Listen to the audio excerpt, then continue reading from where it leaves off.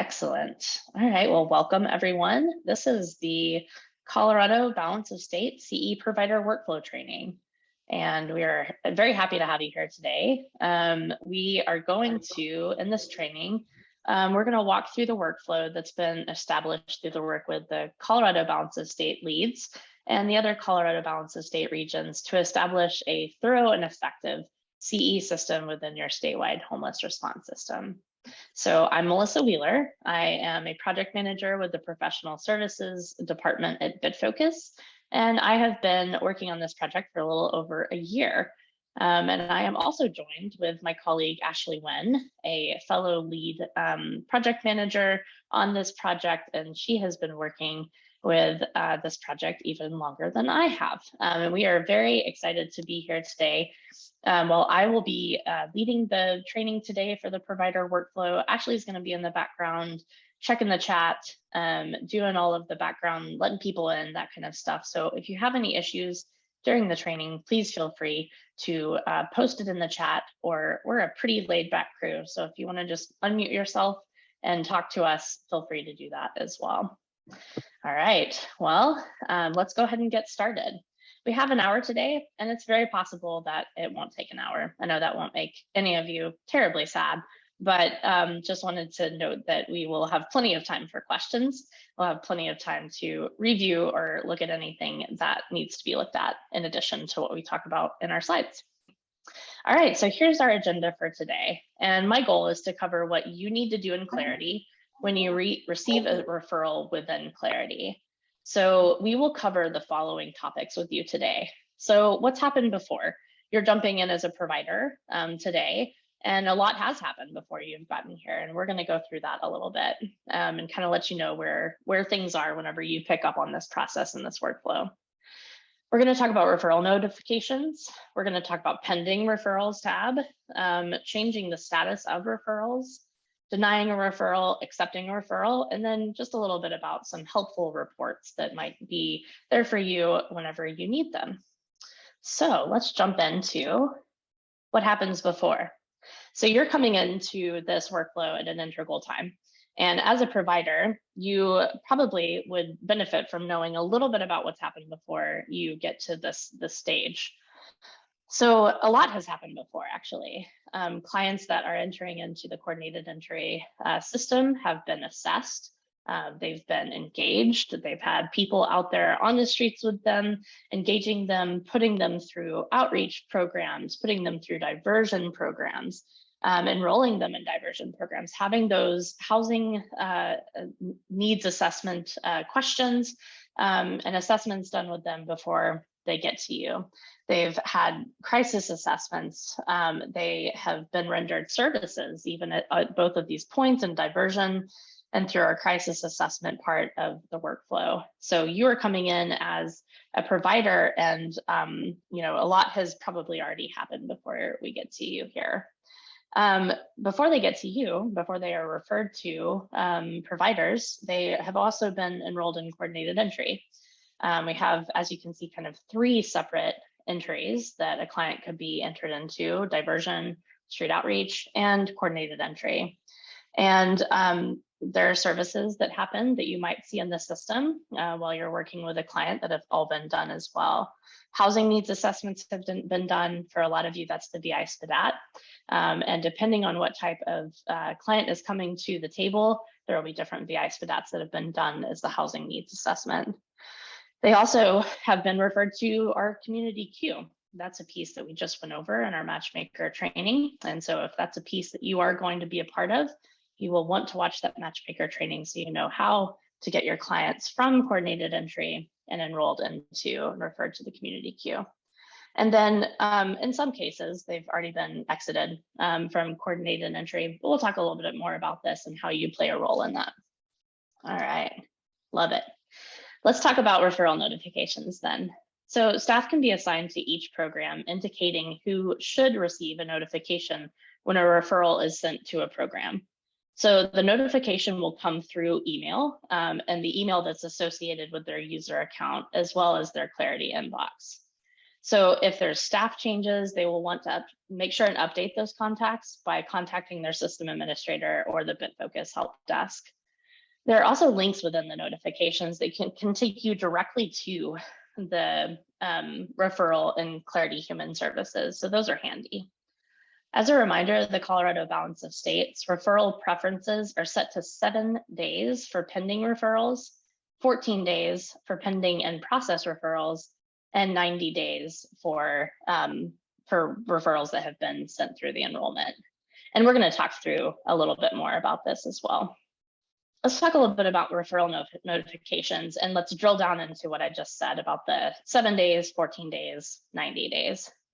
So there are 3 different types of notifications that are going to come through. There's a pending notification.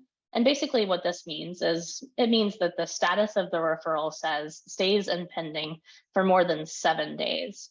And if this is true, the provider will receive weekly notification until the status is changed. And this one is definitely the most pointed, and you're definitely going to get the most information from this pending notification. But that's a good thing, because if there is somebody sitting in your pending box to be picked up by the provider, we definitely want you to know that they're there, and we definitely want you to respond to them as quickly as possible. There's also a referral notification for any of the referrals that are pending in process. And we'll talk a little bit more about this when we get into the system. But basically, if the status of the referral stays in pending in process for more than 14 days, the provider will receive a weekly notification until the status is changed. Again, just a way for clarity to kind of ping you, to remind you to go into the system and check on things that might need to be looked at within our community queue and referral section. The last and third one of referral notifications are community referral threshold. So if a referral stays in pending for more than 90 days, the client will be sent back to the queue and the referral will expire. So we haven't talked a lot about the community queue in this training, but we definitely don't want those to expire. But if it does get to that point, we do have some thresholds set at the back end of the system that will actually expire that referral, and it'll go back to the queue. So just to let you know that those are there. So let's talk a little bit about processing referrals. So to get to the referral section of Clarity, you need to navigate to the referral tab, and I'll show you how to do that in just a second. There's a few tabs on this screen that you'll use to see the referral information. The pending tab will show you the pending referrals for your agency, and the denied tab will show you the referrals for your agencies has denied. And the completed tab will show you accepted referrals. And we'll go through all of this in a workflow in just a second. So let's talk a little bit about the pending tab and pending referrals.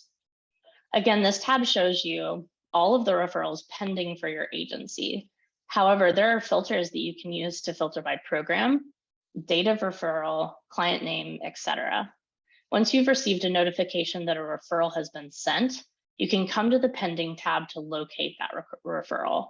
There will also be a link in the notification that takes you directly to the referral for that client. All right, so let's jump into the system here and show you a little bit about this work here. Sorry, getting rid of my Zoom tab here. All right, so a couple of things that I want to note, and a couple of things that we've talked about so far that I just want to point out while we're here in the system.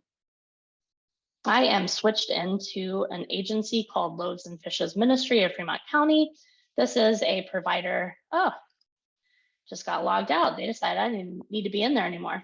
I will actually go back to it. That's easy for me to do. So you'll see that I have access to quite a few. You will not have access to this many agencies likely as a provider, but I'm going to go ahead and click into a provider to show you that there's a difference between, of course, if you're a matchmaker and you're also a provider, you will have to really think about your agency access whenever you're doing these workflow steps.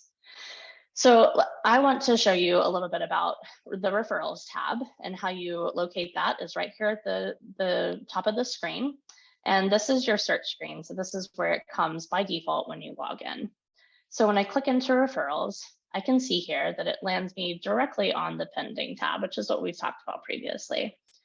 So the pending tab has a lot of information on it. And like I had mentioned earlier, you can search here. The search bar, you can search for a client's name. You can search for a client's social security number, date of birth. You can search for a lot of different things within the search bar, and there are lots of ways to do that. You can also sort these by program name, client name, data referral, or referring agency, which is helpful. You can also go so far as to look at the mode. How was this client referred? Maybe what assessment was used to refer this client? And for a lot of these, the VI spit out will be the mode, but most of the time we keep it at standard. That just looks for all assessments that may have been used. And then if you were in our last training, you heard a little bit about tracked characteristics. These are ways to sort based on different criteria for prioritizing clients, and particularly the ones that we focus on within the balance of state work is chronic homelessness and vet status as well. Of course, keeping it on select means that it'll just look through everything, every characteristic that is associated with the client. So you're going to see that I have several clients here already in my pending referral tabs, kind of like watching a baking show. I kind of put a cake in the oven before the training, and here it is. So a lot of work comes before this, but this just shows kind of where clients would end up on a pending tab, when you come as a provider to look at them. So once a referral has been received, the first step is changing the referral from pending, which is currently in right now, to pending in process. And changing the status acknowledges that you've received the referral, and you will begin working to move in the client. When the provider changes the status to pending in process, the matchmaker will be notified automatically, so they're aware that you're working to process the referral. So let's see that in action. So I want to take a client that has been referred to this emergency shelter. Now I will mention the referrals will come in some cases, in some of the regions that we're working with in Colorado, to emergency shelters, but not many. Most of the time they'll be coming to permanent supportive housing providers and such. So don't feel confused if you are a permanent supportive housing project only here joining us today. So to be able to show you the process for changing a client from pending to pending in process, which is a way to just help those matchmakers, to help the whole system know where are you at in the process of processing this referral that has come to you. I clicked into edit MEL test there, and now I'm actually in MEL test's referral. Okay, so I can see some information about the referral, and I'm currently editing it as well. I can see that this was sent. I can see when it's sent and how long it's been pending, all of those things as well. You can actually also see the VI SPDAT score. So one of the things here that I just wanted to show is super easy, is you will want to go through, is you will want to change the status here from pending, which is currently at, to pending in process. Now, it's a super simple fix, but it basically just tells the system we're processing, we've seen it, and we're processing your referral, and we're trying to work with the client to get them enrolled. Hitting save changes. I have successfully saved these changes, and now whenever I go back to referrals and go back to pending, you'll see that this is actually turned green, and that means that in the system, this is the way for it to show that has been successfully changed to pending in process. I mentioned earlier that you will receive notifications when a referral is sent to your program. You will also receive notifications if you don't change the status of a referral within a certain timeline. Remember, we talked about earlier that if you don't look at something or respond within the system within 7 days, you're going to start getting pinged by the system to go back in and look at it. So after this, after you have updated this information, the matchmaker will receive a notification when the status is changed. So you're just helping kind of push along that process. Let's also talk about, we'll go back to this. If the status of the referral stays pending in process for 14 days or more, which I mentioned earlier, the provider will receive a weekly notification. So We just want to make sure that, everybody's aware of the information that is being sent through the system. And so, you're going to be pinged for that pending status at 7 days. You're going to be pinged again at 14 days if you leave that pending and process status there.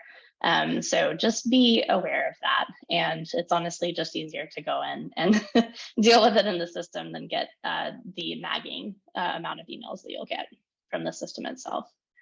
So just to talk a little bit about community referral thresholds as well. This isn't a notification that will be sent to the provider. It's an automated feature. And if a referral remains in pending status for more than 90 days, the referral will expire and the client will be sent back to the queue. This is really a safety net for the client because we don't want any clients to be left lingering if a provider doesn't see or process their referral. Okay. So let's talk a little bit about denying a referral. So when would you need to, matchmakers are notified when the referral has been denied. And there may be instances that you have to deny a referral because the client refuses the resource, or the client can't be located, or the client maybe isn't eligible. So there are a couple of different ways to do this, and I want to jump into the system and show you quickly how to deny a referral. So I'm going to go back to my pending queue here in referrals, and I'm actually going to show how to deny a referral. It's very easy. So I will go into Bluebird.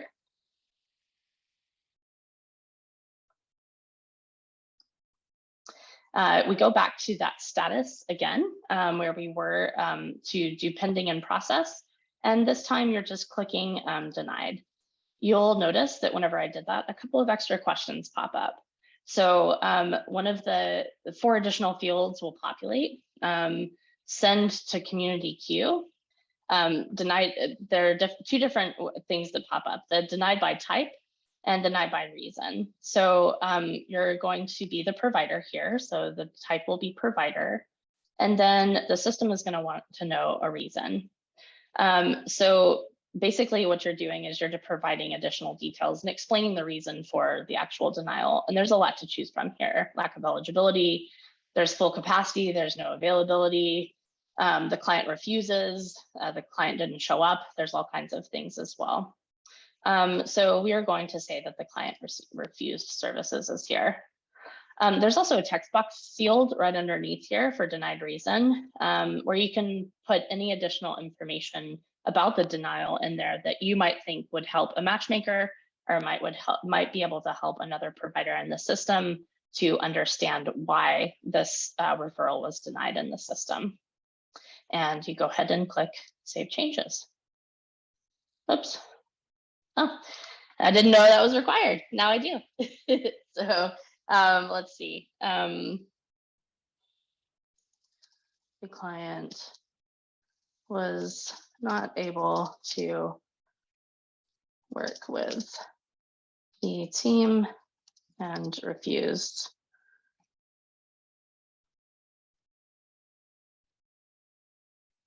All right, so good to see. That is actually information that you need to put in there. And now I should be able to click Save Changes, and it has successfully saved here. Right, we don't want to talk just on and on and on ad nauseum about denying and all of the other good things. We want to accept referrals, right? So if you've accepted a referral to the property, it does 2 things. It'll complete the referral and enroll the client into the program at the same time. So I'm definitely going to go through this to show what this is, what this means. And I want to jump back into the system to do this and show you how to accept a referral through the enrollment into a housing provider program. So I'm going to go back over here. And I'm actually going to go back to the search bar, but to show you kind of a cool, a little bit of a cool thing about Clarity software. If you, I'm going to be using MelTest as my client to enroll, to accept the referral today. If you see when I hover over MelTest and when you're in the referral to accept them and enrollment, save yourself a minute or 2 click on MelTest, and it'll take you directly to MelTest's profile. How cool is that? Just a little time saver. All right, so I want to go to Programs. And I want to go to the program that the client MelTest was referred to, which happens to be the emergency shelter. You'll see as well that there are a couple of extra ones, including a PSH one down here. But when I click on this one and I click the drop down arrow for it, you're going to see a couple of different things I want to point out. So first of all, you're going to see this all important button. So when this button is on and toggled on, it means that the program placement was a result of a referral provided by the Coordinated Entry Upper Arkansas Region Balance of State. This is just a way for you to make sure as a provider that you're in the right spot, that you're taking that referral from the referral tab, that you're following all the directions. And also another way to make sure that you're in the right spot is looking at this orange box that says that there's one pending referral, and you should know that that is associated with the referral that you have just looked at on your end of things. So when I go to enroll MelTest into this program, I have some information on MelTest because I use MelTest all the time. So cascading is a good way to show you that cascaded information does pull from other assessments that have been filled out on MelTest. So I do already have some information on MelTest here filled out for this enrollment. I do have the prior living situation information, and here the place not meant for habitation, meaning they are currently homeless, that they've been homeless for 1 year or longer, and have spent quite a long time out on the streets. This data also tells me that this client has a disabling condition, a long-term health condition, chronic health condition, and a couple some interesting data points to go through whenever you're looking through here. Now, when you go to fill in your enrollment, you're probably going to have a lot more to fill in if this client hasn't already been served by another program or project. When I go down here, I will click Save and Close. And now it shows that by moving to the assessments that I actually have, if I go back to my program tab, I actually have a program enrollment as of today's date for this emergency shelter. So as I mentioned, there's an orange box that's that visual way to show the pending referral from this program. And when you go to enroll, there's a toggle that says the referral was a result of the referral in CE. So we saw all of that as well. You want to make sure that any family members that are linked to this referral are also included. There weren't any for my test client for MelTest, but if there would have been, right there in that enrollment screen that I showed you earlier with the toggle and the orange box, you would have seen additional toggles for family members. You want to make sure and toggle those on for any family members that are coming over into your program as well. And during the enrollment process, you will see that they will you will be prompted to answer questions on additional family members in the enrollment section. All right. So when I go back to referrals here, just to kind of come full circle, you're going to see that I actually have cleared out a lot of my pending referrals. I'm going to go over to completed. And you're going to see that MelTest, which is one that we did today, was referred to the emergency shelter and was accepted into that by the enrollment into Loaves and Fishes Ministries for Fremont County.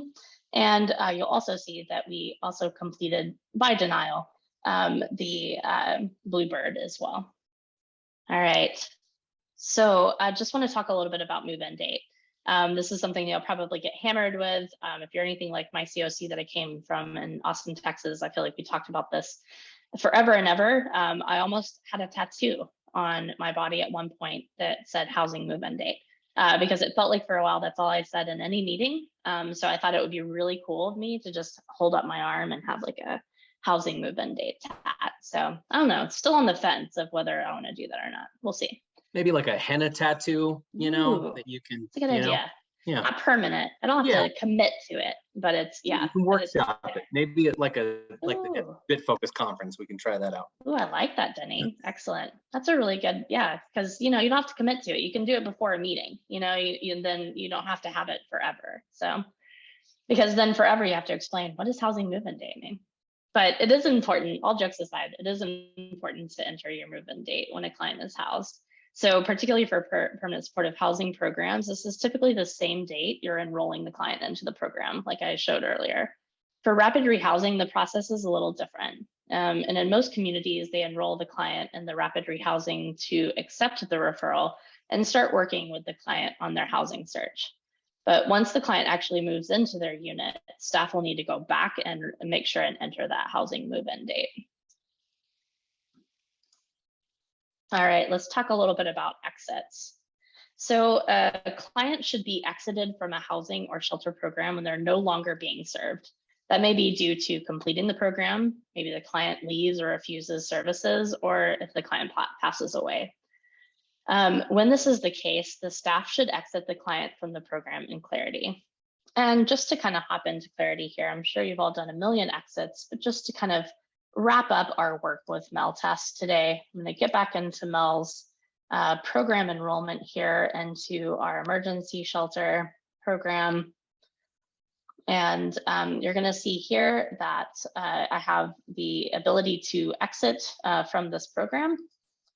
It's a relatively simple task of exiting a client. Basically, we want to know what was their project exit date and what was the destination in which they went to.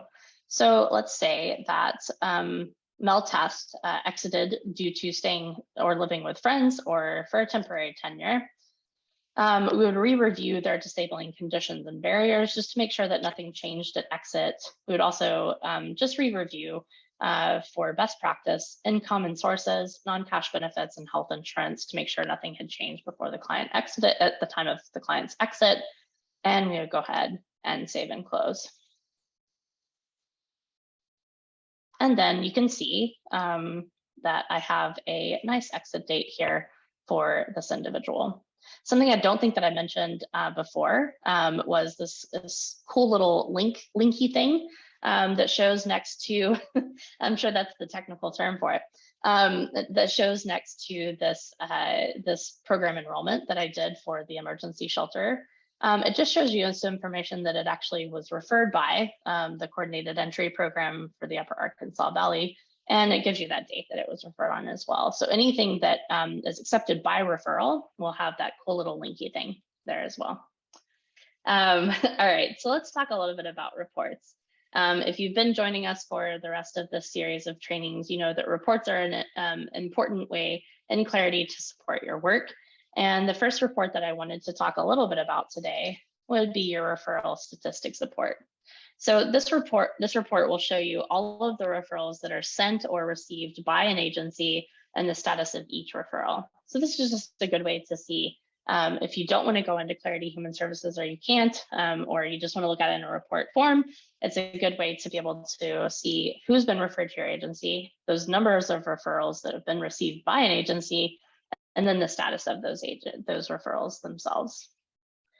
Doing all kinds of switching back and forth. Hope I'm not making y'all really, really sick here. All right, so just want to show you how to get to that, to those reports within your system. You click on the launch waffle here and you click into reports. And this first report, the referral statistics report, is actually in community and referrals. That is helpful that it tells you that. And you have a referral statistics report for inbound and outbound referral statistics. I actually, again, cake in the oven type situation, already ran these today so that we could take a look at them. But if you wanted to run this one, all you'd have to do here is click run. And just to show you the parameters, this one's super easy. It just needs a report date range and how you want the report to look. So a web page is going to be something that just pops up here that you can explore right here on your page within Clarity Human Services. You could also export it as a PDF or an Excel as well. Second thing here to do would be to show my bun in the oven type process reports here. These are pre-ran. I will say these took no more than probably 1 or 2 minutes to run. These are real quick. So if you run these inbound statistics report, I actually ran them all as Excel documents. So you will see that it pops up here at the bottom of my screen, and I'm able to open it here. All right, because this is the tiniest text ever, I'm going to look in here a little bit. And your referral statistics report just basically gives you information, like I said earlier, about the pending referrals. Are they direct? Are they from the community queue? And then a total. Your pending and process referrals, which we went over earlier, your completed referrals, and expired and denied here. And then also kind of a breakdown of the most common denied referral reasons. Interesting information if you're wanting to figure out why is it exactly that I'm getting denied referrals there. The program roster report is the next one that I want to talk a little bit about. So this shows all of the clients currently enrolled in coordinated entry within a specific range. So it tells you information like who stayed in the program, and it also lists program stay information for clients with the selected status in the selected program. It's a lot of selecteds. All right, so again, magic. Going to open up the program roster report and get it up here for us to look at. And let's see here, make it a lot bigger because man, that's little. And then this program roster report gives you information like the program name, the client, the unique identifier, and then lots of information like birth date, age of entry, current age, enrollment date, and then also gives you, length of stay information, assessments that have been completed, services, case notes are also in here. And then importantly, assigned staff, which you can definitely need to know from time to time. All right, and then my last one that I want to talk to you about is the program's detail report. And the program's detail report is will show you who is in the project and who will return responses for all fields in the screen you select. And I do have to warn you, this is a lot of information, but it's a lot of good information if you should find yourself needing it. Program details report, I'm going to open it here